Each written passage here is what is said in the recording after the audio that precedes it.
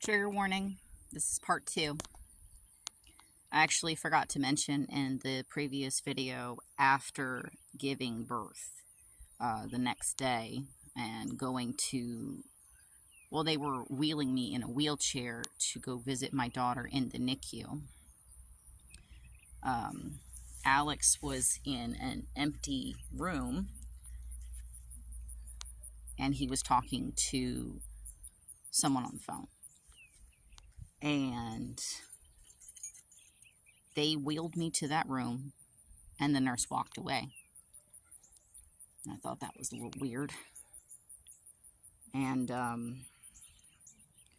he kind of told on himself a little. He's like, oh, I was just, letting everyone in the group at my work at the Zaxby's he was working at the time, telling everyone about the baby, and how proud we are. And I was like, well, why did you need to make a separate phone call to Morgan? I mean, this is the girl you said has, started to misconstrue things between the two of you guys. Why would you go out of your way to include her if she's not already in the group? And of course he made excuses, and I just said whatever, and I made my way to the NICU.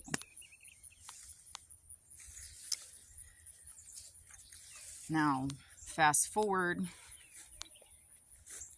3 weeks after our daughter was born prematurely, 6 weeks premature,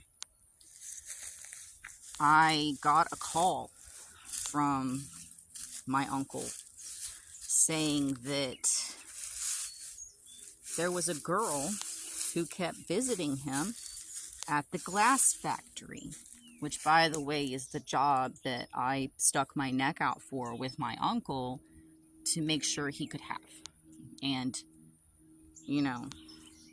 he would have been taught how to blow glass and all kinds of stuff, but, he had other stuff on his mind, apparently.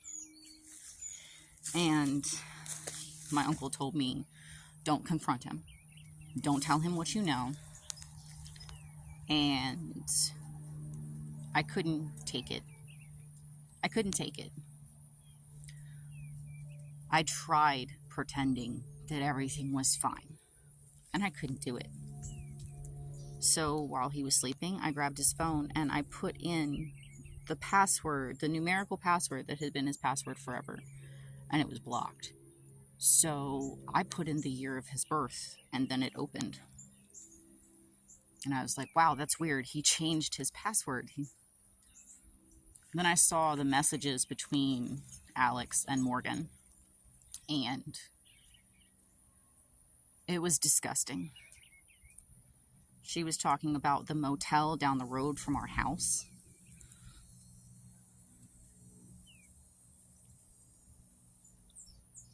And you can guess from there. When I confronted him, I woke him up. I was so angry. And I confronted him with it. And he told me that he initially tried to deny it. He did.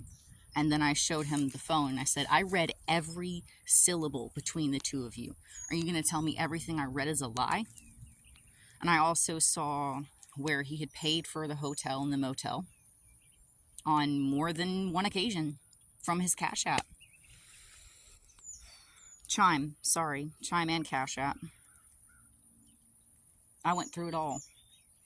And then he's on his knees crying and begging, I'm so sorry. She meant nothing to me, but you weren't taking care of my emotional needs. Are you kidding? The time where I was so sick during my pregnancy, I could barely get out of bed. And I still got up to cook and do my best to clean and provide for the 2 children that were already there while pregnant with child number 3. I was the one that needed him. But I was the one that wasn't there for him. And that's why he went to her.